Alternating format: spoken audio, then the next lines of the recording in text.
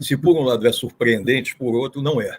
Porque nós temos acumulado, já eu diria que há décadas, situações que são reveladoras de um comportamento desviado ou não conforme às leis da parte do ex-presidente da República. Uhum. Se nós examinarmos o que se passou no passado, cabe rememorar que ele foi expulso do Exército Brasileiro. Uhum. Ele se submeteu a um conselho de justificação e aí decidiu-se que ele seria incompatível com o oficialato. Houve um recurso para o Superior Tribunal Militar e, por maioria de votos, com a manifestação candente de alguns dos juízes, muito severas, afirmando, eu me lembro, por exemplo, do ministro Clerot, dizendo que jamais teria visto alguém tão vocacionado à vida militar, à vida na caserna, quanto o capitão, que na verdade seria tenente, capitão foi uma decorrência da sua reforma, como o senhor Bolsonaro, que foi capaz de, no impeachment da presidente Dilma, fazer uma louvação, uma oração, uma prece, uma ode ao brilhante Ustra, sabidamente um emérito torturador, ao lado de outros tantos.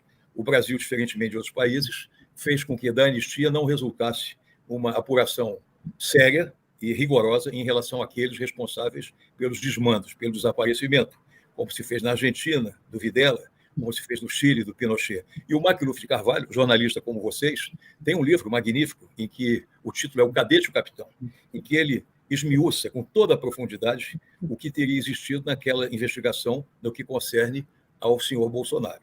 Por maioria de votos, resolveu-se que ele não seria expulso, mas foi reformado com pensão, com outras tantas benesses.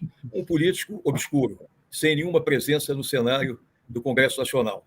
E por circunstâncias inexplicáveis, mas do destino, quando se estabeleceu que haveria um propósito de erradicar do poder o atual presidente, ele serviu de instrumento e as Forças Armadas, pressurosamente, que antes hostilizavam o Bolsonaro, a ele aderiram, culminando, inclusive, com todo esse episódio do dia 8 de janeiro, em que não fosse o Supremo Tribunal Federal, não fosse a atuação muito firme do ministro da Justiça, não fosse a atuação muito eficaz da apuração em si, levada a efeito pela Polícia Federal, pelo próprio Ministério Público, que nem sempre andou bem. Durante o governo Bolsonaro, houve muita forma de se omitir, de se colocar sem a luz do dia os episódios ligados à questão da vacina, à questão da pandemia. Então, eu diria que não surpreende, por um lado, e surpreende, por outro, dado o primarismo, a ideia de impunidade que vicejou do comportamento desse senhor Cid, do pai dele, pelo que se vê. Eu não posso fazer um juízo de valor condenatório porque eu não sou juiz.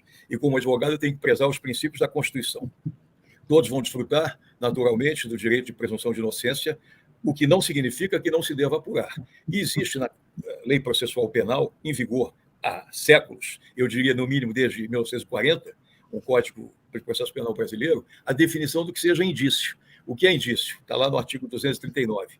É a circunstância conhecida e provada da qual se faz uma ilação de uma outra situação sobre a qual não se tem ainda uma prova plena. Então, a viagem ao exterior, a tentativa de venda de joias, a aquisição posterior do relógio, a informação de que teria ido no avião do próprio presidente da República. São situações muito graves e que, em contextos que nós vimos aí na República do Brasil, inclusive na famigerada República de Curitiba, muito menos do que isso, com base em propósitos completamente desviados do fim de buscar uma apuração dos fatos, as pessoas eram encarceradas, eram presas, eram submetidas à execração pública, e nós não desejamos isso, mas nós queremos que esses fatos sejam apurados, e é de se louvar, inclusive, pelo que eu li, pelo que eu apurei, chegou-se a uma apuração técnica, de que viu-se a projeção da imagem do pai do Cid, e a partir daí chegou-se ao general.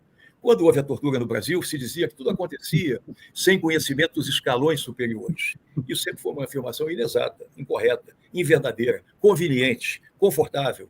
E eu acho que a ponta do iceberg começa a aparecer, o que está por detrás disso tudo.